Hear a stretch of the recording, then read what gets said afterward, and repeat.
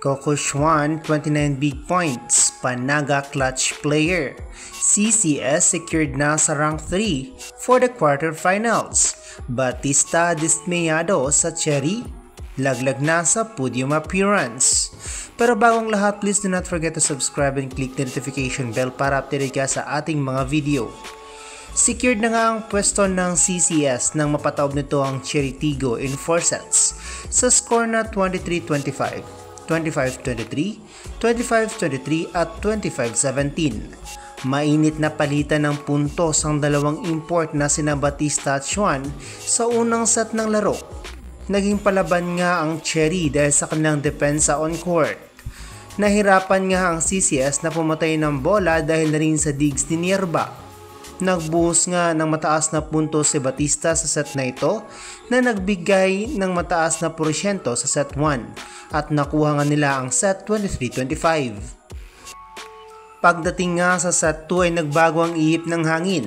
Kung sa unang set nga ay si Batista ang nag-aapoy, sa set naman na ito ay nabuhay ang dugo ni Schwan at pumuntos ng double digit sa set na ito. Naging maganda nga ang run ng CCS kahit nadikitan man sila ng Cherry ay nagawan pa rin ito ng paraan upang mabigyan ng hustisya ang depensa ni Atienza at Lazaro Revilla at nakuha nga ng CCS ang set na ito 23-25. Naging sakit nga sa ulo si Robles sa set 3 kung saan ay nababasa ganito ang blockings ng Creamline. Di pa rin pinasok ni Coach Sherwin si Valdez kahit nag-scramble na ang Creamline sa pensa. It could have been better kung ipinasok nga si Valdez sa mid-part ng game. Subalit di na pumayag sina Carlos at gumawa na ito ng sunod-sunod na puntos para may panalo ay katlong set, 25-23. Di na mapigilan pa ng Cherry Tigo ang pagbulusok ng CCS sa set 4, especially si Panaga dahil sa kanyang blockings at running attacks.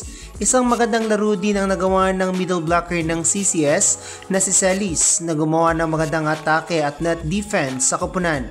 Bantay sarado na nga rito si Robles at Batista kaya't naging limitado na lang ang kanilang atake sa set na ito. At dahil rito ay naiuwi ng Creamline ang panalo at rank number 3 sa Pool B. Player of the game nga rito ay si Pangs Panaga with 16 points, 10 attacks, 5 blocks and 1 ace. Samantalang laking tulong din ang 29 big points ni Coco Schwan na bubuhat ng Creamline at nagbigay rin naman ng 15 points si Kaloy upang maipanalo ang laban. Isang wrong move nga ang nagawa rito ng Cherry Tigo, ang pag-sub kay Paat na umiinit na sa laban. Sa player nga lang itong si Paat ngunit nakapag double digits na. Sinayang din ang 26 big points ni Batista at laglag na nga ang Cherry Tigo para sa quarterfinals. So that's it for this video, ka-hearts from Creamline. Do not forget to subscribe and click the notification bell para update ka sa ating mga video.